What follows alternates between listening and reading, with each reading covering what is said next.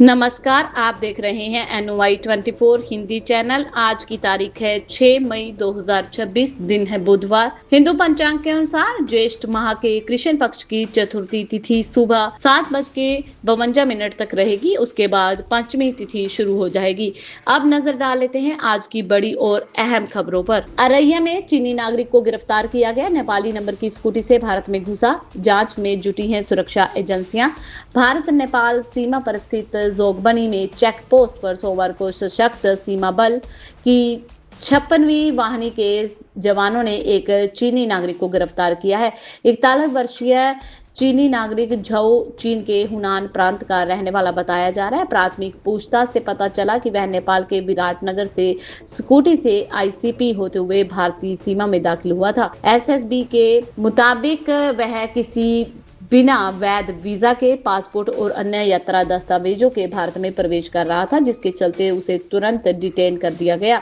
SSB के अनुसार संदिग्ध को आईसीपी जोगबनी पर तैनात ड्यूटी पार्टी ने हिरासत में ले लिया है और आवर्जन अधिकारियों के साथ संयुक्त पूछताछ से यह पुष्टि हुई कि वह बिना किसी वैध वीजा के नेपाल के रास्ते नेपाली नंबर की स्कूटी से अवैध रूप से भारत में दाखिल हुआ कि गेट पर तैनात एसएसबी के हत्थे चढ़ गया और पूछताछ और आवश्यक कागजी कार्रवाई पूरी होने के बाद आरोपी को आगे की कानूनी कार्रवाई के लिए जोगबनी थाना को सौंप दिया गया और सीमा क्षेत्र में इस तरह की कार्रवाई को सुरक्षा एजेंसियां सतर्कता से निपटा रही हैं।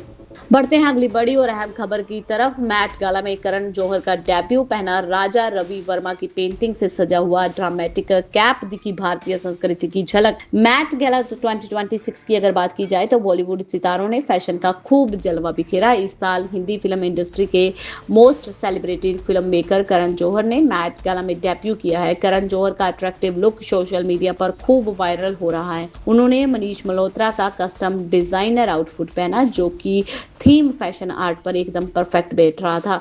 करण जौहर के लुक की काफी तारीफ हुई और उनका आउटफिट एक पूरा लुक भारतीय संस्कृति की झलक को दिखा रहा था। करण जौहर का आउटफिट फेमस भारतीय पेंटर राजा रवि वर्मा की पेंटिंग से प्रेरित था।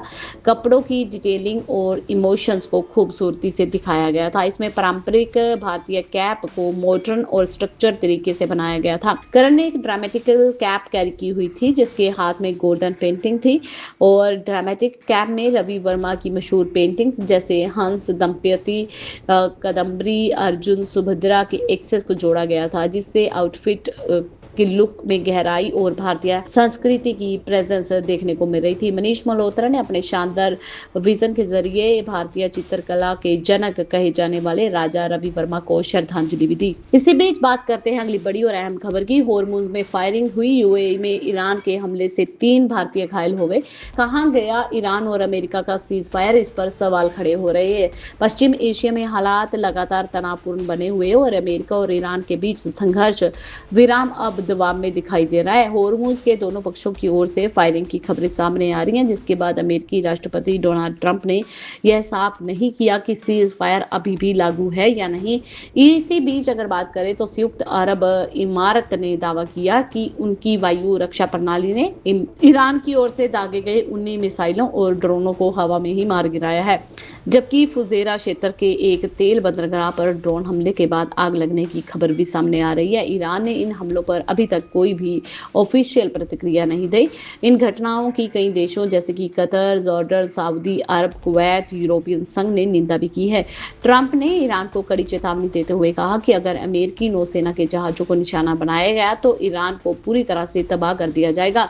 यह बयान उस समय सामने आया जब कुछ रिपोर्टर्स ने दावा किया कि ईरान की मिसाइलों ने एक अमेरिकी युद्धपोत को निशाना बनाया है। हालांकि अमेरिका ने इन दावों को खारिज कर दिया। अमेरिकी सेना ने यह भी कहा कि उसने ईरान की कुछ छोटी नावों को डुबो दिया है जो व्यापारिक जहाजों के रास्ते में बांधा डाल रही थी। वहीं डेनमार्क की शिपिंग कंपनी ने बताया कि उनका एक जहाज अमेरिकी सुरक्षा के बीच सुरक्षित रूप से वहां के जल मार्ग से गुजर गया है। बढ़ते हैं अगली बड़ी और अहम खबर की तरफ। ममता बनर्जी की हुई हार और सुवेंदु अधिकारी की जीत के पीछे राजस्थान का ये चाणक्य है। खुद हारे लेकिन बंगाल फतेह करवा दिया। पश्चिम बंगाल की सियासत में सोमवार को हुआ उसकी कल्पना शायद किसी ने नहीं की थी। मुख्यमंत्री ममता बनर्जी ने अभ्यज्ञ दुर्ग भवानीपुर में न केवल सेंध लगी बल्कि वह पूरी तरह से ढह ही गया। बीजेपी के शुवेंदु अधिकारी ने ममता बनर्जी को 15,000 से अधिक मतों से हराकर एक बार इतिहास रच दिया, जिसकी गूंज दिल्ली से लेकर जयपुर तक सुनाई दी। लेकिन इस महाविजय के पीछे जिस राजनीतिक और रणनीतिकार का चेहरा सबसे ज्यादा चमक रहा है वो है राजस्थान बीजेपी के दिग्गज नेता राजेंद्र राठौर। राजेंद्र राठौर के लिए यह जीत निजी तौर पर भी बहुत मायने रखती है। गौर करने वाली बात यह है कि हाल ही में हुए राजस्थान विधानसभा चुनाव में राठौर को अपनी पारंपरिक सीट छोड़कर तारानगर से चुनाव लड़ना पड़ा था, जहां उन्हें हार का सामना करना पड़ा।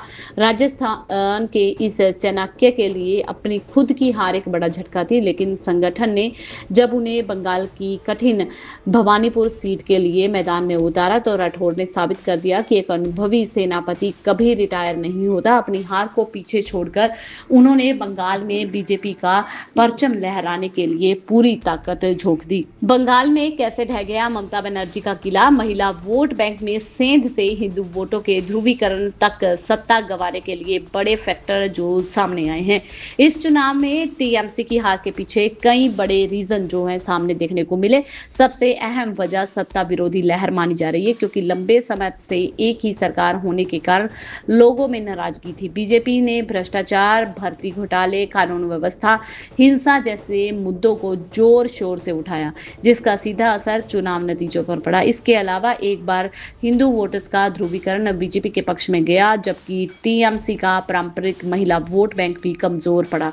बेरोजगारी, शिक्षक भर्ती घोटाले, सरकारी कर्मचारियों की नाराजगी जैसे मुद्दों ने भी ममता सरकार को नुकसान पहुंचाया है। कुल मिलाकर कई ऐसे फैक्टर थे जिनके चलते टीएमसी को करारी हार का सामना करना पड़ा।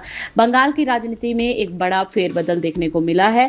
ये सारे कारण रहे जिनके पीछे जो ममता हारती हुई नजर आई।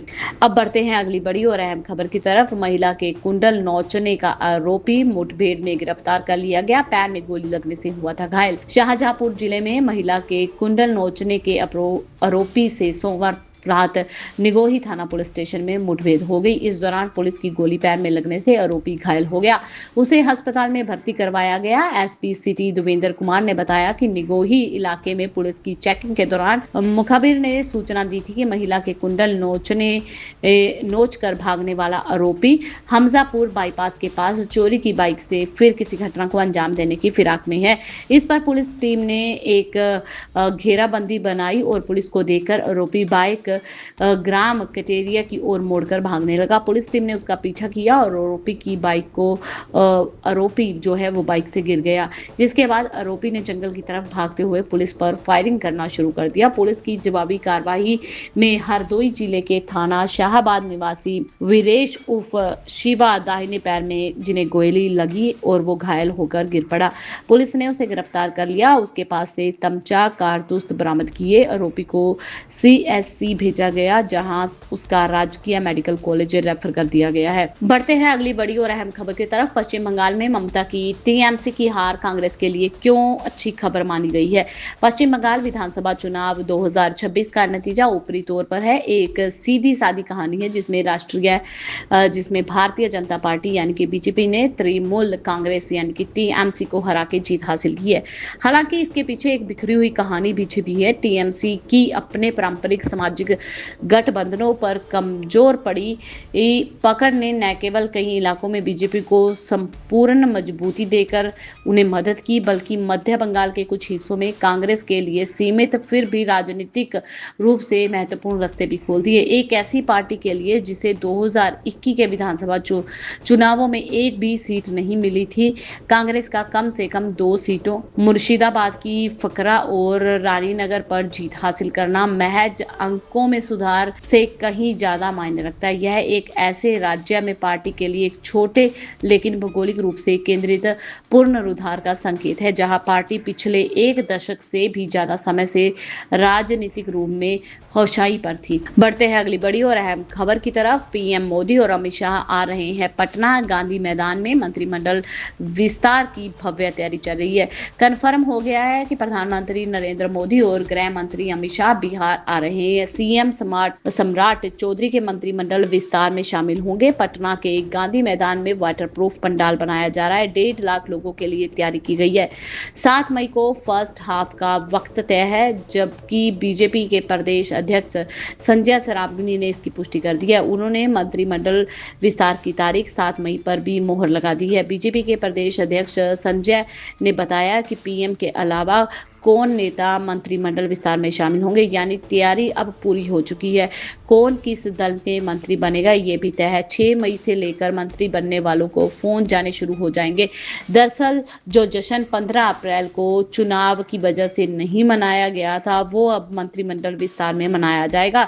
गांधी मैदान में बड़ी तैयारी हो रही है। 1.5 लाख लोगों के बैठने का इंतजाम किया गया है। 3000 जवानों को सुरक्षा पर लगाया जाएगा। पीएम को आना है, इसके लिए तैयारी भी उसी लेवल की जाएगी। गांधी मैदान में वाटरप्रूफ बड़ा पंडाल लगाया जा रहा है। अब बात करते हैं अगली बड़ी और अहम खबर की। पुलिस मुठभेड़ में शातिर बदमाश वसीम को गिरफ्तार कर लिया गया। पैर में लगी गोली। 14 मुकदमे हैं इस बंदे पर दर्ज। बरेली के बारादरी थाना क्षेत्र में पुलिस ने सोमवार देर रात शातिर बदमाश वसीम को मुठभेड़ के दौरान गिरफ्तार कर लिया।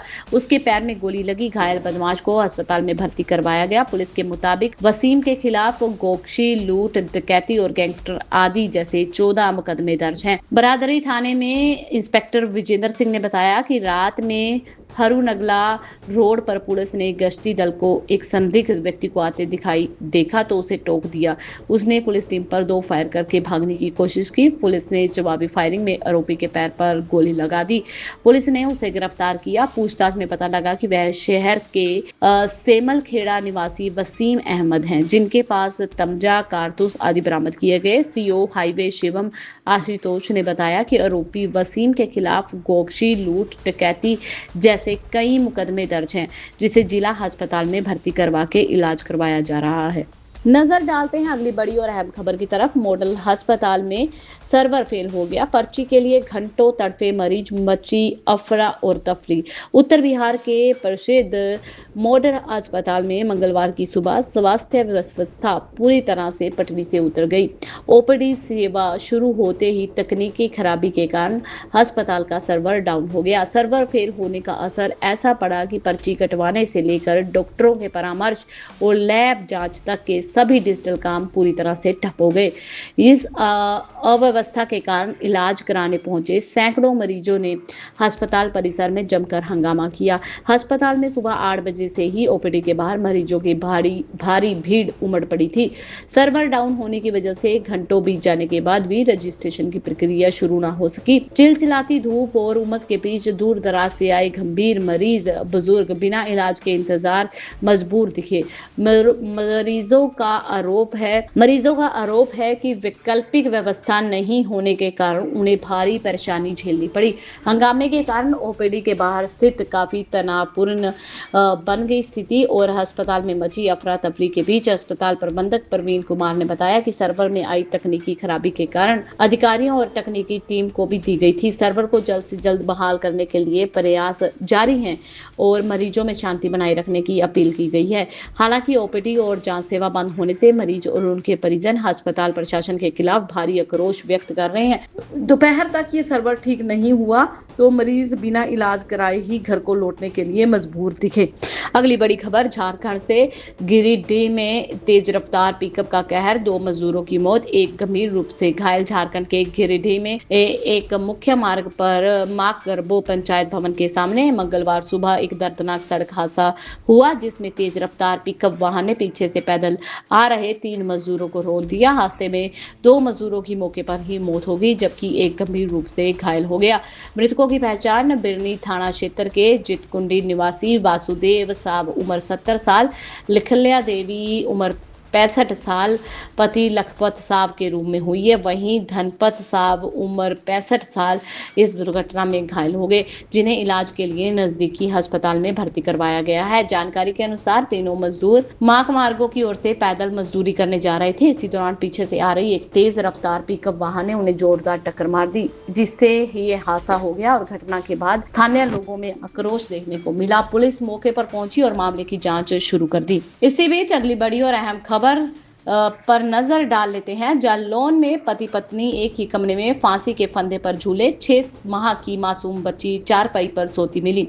उत्तर प्रदेश में एक दिल दहला देने वाली घटना सामने आई है, जहां जालौन कोतवाली क्षेत्र में एक गांव बिरिया खुर्द में एक युवक और उसकी पत्नी ने कथित पारिवारिक क्लेश के चलते एक ही कमरे में अलग अलग फंदों से झूलकर आत्महत्या कर ली। घटना के समय उनकी 6 माह की बच्ची चारपाई पर सो रही थी, जिसे कोई नुकसान नहीं पहुंचा। परिजनों के मुताबिक दोनों के बीच विवाद हुआ था। वहीं पुलिस मामले की जांच पड़ताल में जुटी है।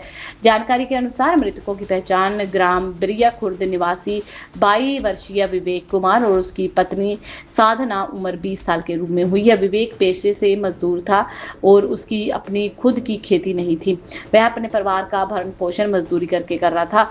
2 साल पहले उसने गोहन गांव निवासी साधना से शादी की थी, जिससे उसे 6 माह की एक बेटी भी है। इसी बीच नजर डालते हैं अगली बड़ी और अहम खबर पर, जो पश्चिम बंगाल से आ रही है। पश्चिम बंगाल में भाजपा का नया सीएम कौन होगा? 9 मई को नए मुख्यमंत्री का शपथ ग्रहण होने वाला है। पश्चिम बंगाल में विधानसभा चुनाव में प्रचंड जीत के बाद अब सभी की निगाहें राज्य के भाजपा मुख्यमंत्री चेहरे और शपथ ग्रहण की तारीख पर टिक गई हैं।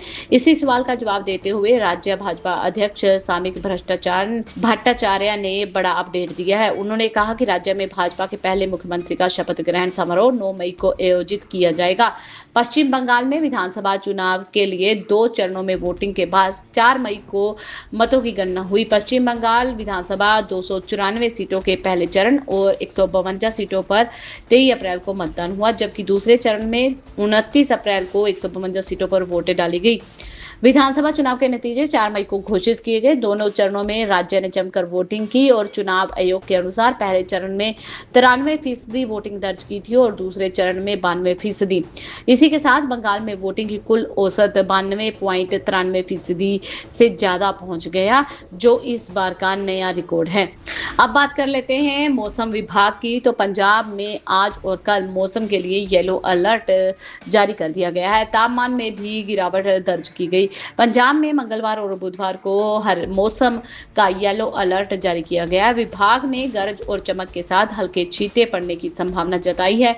धूल भरी आंधी भी जारी रहेगी। सोमवार को बहुत से जिलों में धूप निकली थी और साथ ही में दिन में धूल भरी आंधी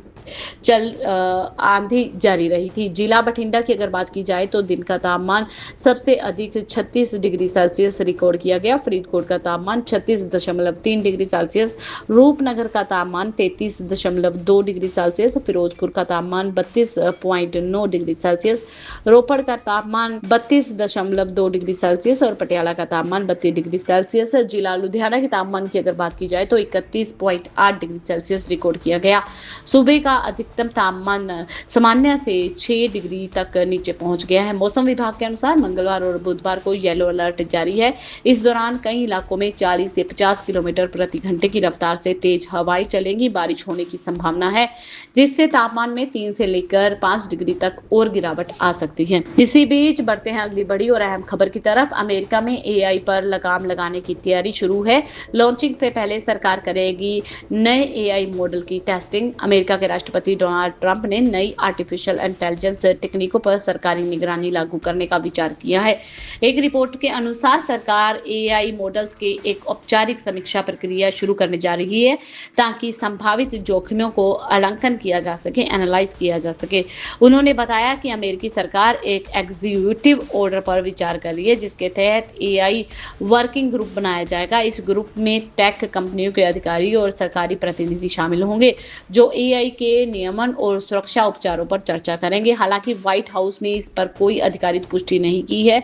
यह एकदम से खास तौर पर एंथ्रोपिक के लिए नए एआई मॉडल मेथोस को लेकर बढ़ती चिंताओं के बाद उठाया गया है। साइबर सुरक्षा विशेषज्ञों का मानना है कि यह मॉडल जटिल साइबर हमलों को और खतरनाक बना सकता है। इसकी उन्नत कोडिंग क्षमता कमजोरियों की पहचान करके उसे भुनाने में सक्षम होगी, जो इलाज के लिहाज में गंभीर चुनौती बन सकता है। ये थी अब तक की मुख्य और बड़ी खबरें। ऐसी और खबरें देखने के लिए चैनल को सब्सक्राइब कर ले, बेल आइकन को प्रेस कर ले, ताकि आपसे आने वाली खबरें मिस ना हो। आप अपने विचार, अपने सुझाव कमेंट्स के जरिए हमारे साथ साझा कर सकते हैं। मिलते हैं अगली वीडियो में, तब तक के लिए खुश रहें, सुरक्षित रहें। धन्यवाद।